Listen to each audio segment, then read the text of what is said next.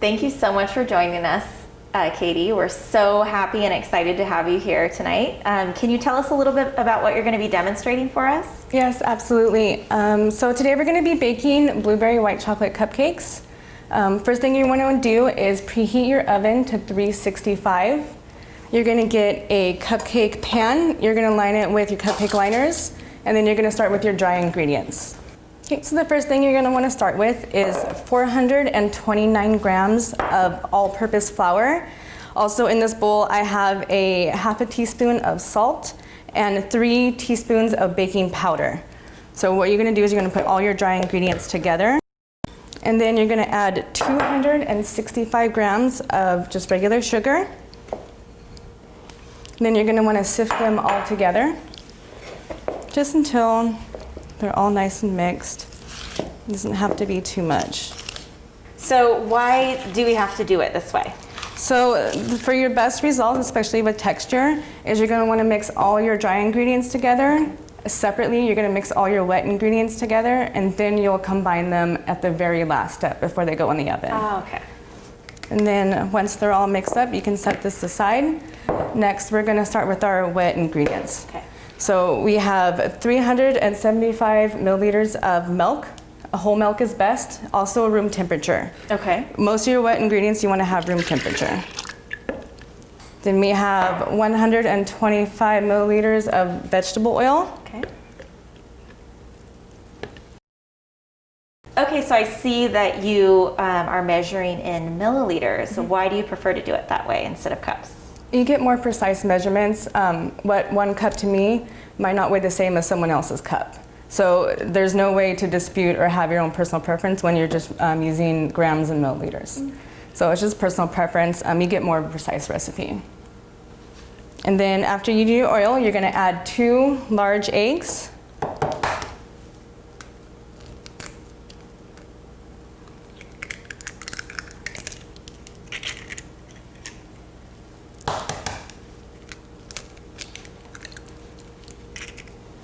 In here I have 2 tablespoons sour cream. You can also use yogurt, plain yogurt as well. It doesn't really make any much of a difference.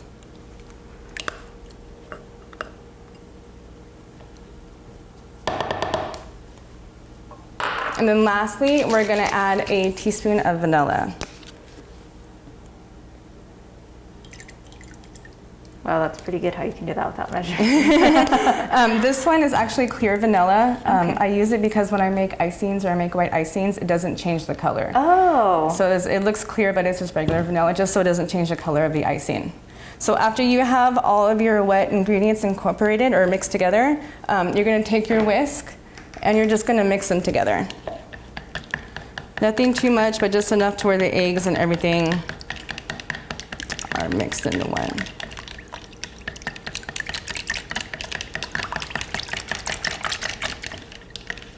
So after they are mixed, you want to set this aside and go for your dry ingredients again.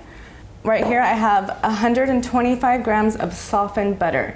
Has to be room temperature. That's a very important step. It also can't be melted. How you can tell basically if you can stick your finger in it without it having too much resistance, then it's room temperature. So we're going to put that into our dry. And then we're going to take our mixer. I have a hand. You can use a standing mixer as well. It's way easier.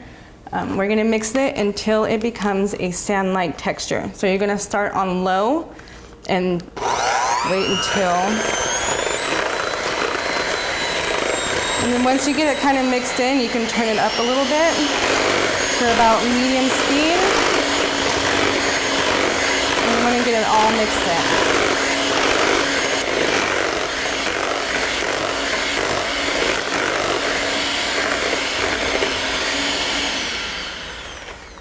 And then here you have the sand-like texture. So after you have that sand-like texture, then you're going to go to your wet ingredients. Give it just a quick little stir. And then as you're mixing, you're going to slowly pour this in. And then because I have a hand mixer, if it gets to be too much, I'll stop pouring, get it mixed, and then continue pouring. But it's ideally to have a nice, even, slow pour. So you're gonna start on low, and you're gonna sit there.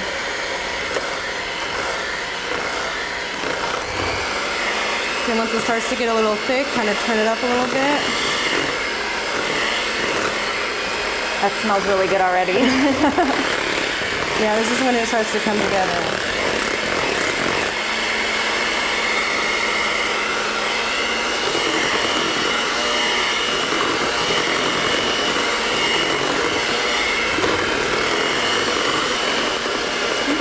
And then you're gonna mix until there's no more wet ingredients. Oh, I'm sorry, you're gonna mix until there's no more dry showing. Go ahead and stop. You're gonna take your scraper and scrape the side of the bowls. Get all the stuff that you aren't able to get that's stuck on the bottom and on the sides.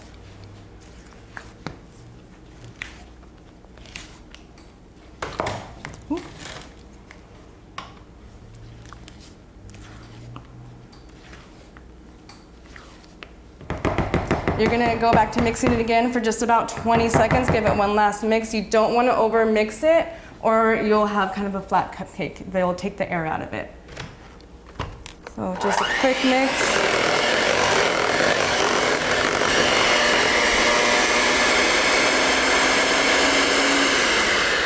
And there you have just a basic vanilla cupcake recipe that you can pretty much do anything with. So after you have your batter mix, we're gonna go to our pan.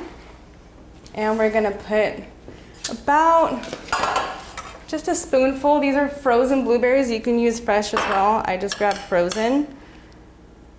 You just want enough to cover the bottom.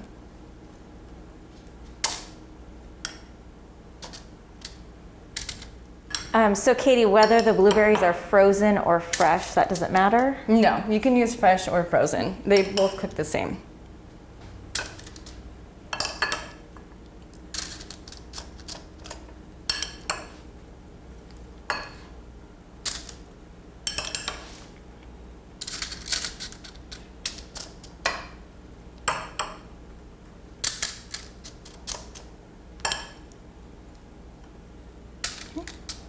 After that, then you're ready to put your batter into the cupcakes. You're gonna fill it about 3/4 of the way full.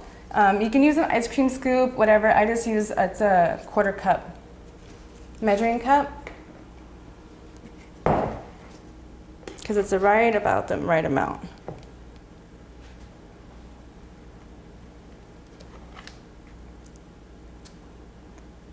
What's the trick with not getting it all over the pan? Because every time I do it, I feel like I get it all over the pan. Lots and lots of practice. I still do. It's to save your pan and just save cleanup time later. If you get any on the pan, just take like a wet paper towel and just wipe it off before you put it in the oven. Good idea.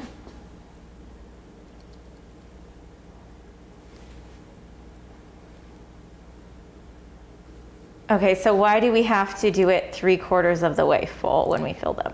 Because we want a nice even top for when we go to frost it. Anything else that can kind of spill over the top and it'll make frosting, honestly, it's just visual.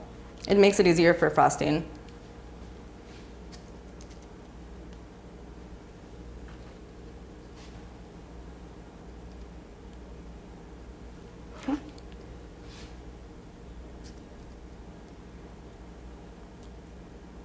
And then you just kind of go back, and if you see any that could maybe use a little more,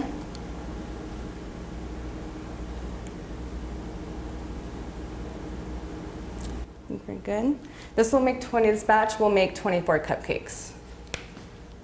So, and then the last step before these go in the oven is kind of be very careful when you do this, because if you tap it too hard, your liners will turn over and they will spill out. So just be very careful. You just kind of want to get, flatten it out as much as you can.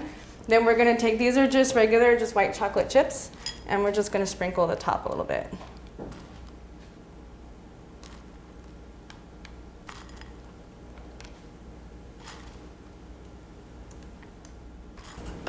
And these are ready to go into the oven. You're going to put them in for about 25 minutes. You want them to go until the tops are nice and golden brown, and then when you insert, say, a sharp knife or a toothpick, and you insert it in the middle and it comes out clean.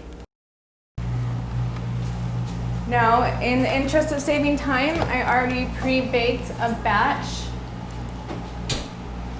And you want to make sure, it's very important that these are cooled completely before you attempt to frost them. Anything else, it'll just get melty and it'll fall off to the side.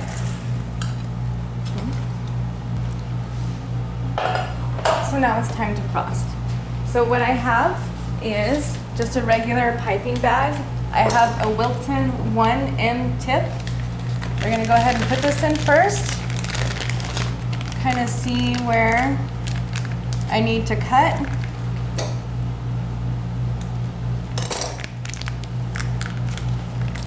You want to make sure you don't cut it too much, because then this will end up with enough pressure falling out of the bag, and then you'll have icing everywhere. So what I kind of do is I just kind of fold it down just a little bit. And then we're going to take some of our icing. I'm just going to scoop it in as much as we can.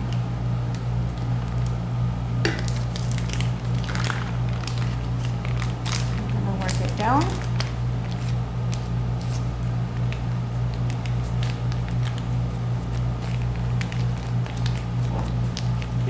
Then you're just going to squeeze a little bit out, make sure there's no air bubbles, and then you're ready to frost. So what you're going to do is you're going to start at the center of your cupcake. There's two ways to frost. So you always want to make sure you have your piping bag straight up and down. It's really easy to put it at an angle, but you're not going to get the best result. So if you want to frost a rose, you start in the middle, just slight pressure, and then you work your way around. Oh, fancy. I like it.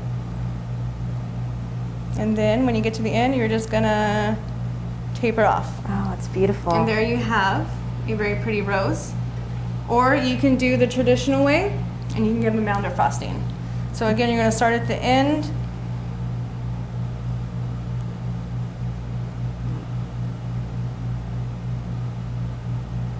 And then wow. release. Those are Two pretty. different simple ways of frosting with the same tip. So, and then the last step, just to add a little bit more white chocolate, is I have a white chocolate ganache. It's really easy to make. It's just a 3-to-1 ratio of just regular Toll House white chocolate, just white chocolate chips and heavy cream. So then you're gonna take just a little bit, until it comes out, and then we're gonna just drizzle. Wow. Those look amazing. And there you have fresh blueberry white chocolate cupcakes. Wow, well, these look amazing. Thank you so much for being here with us and showing us how to make these amazing looking cupcakes. Oh, it was my pleasure. Thank you for having me.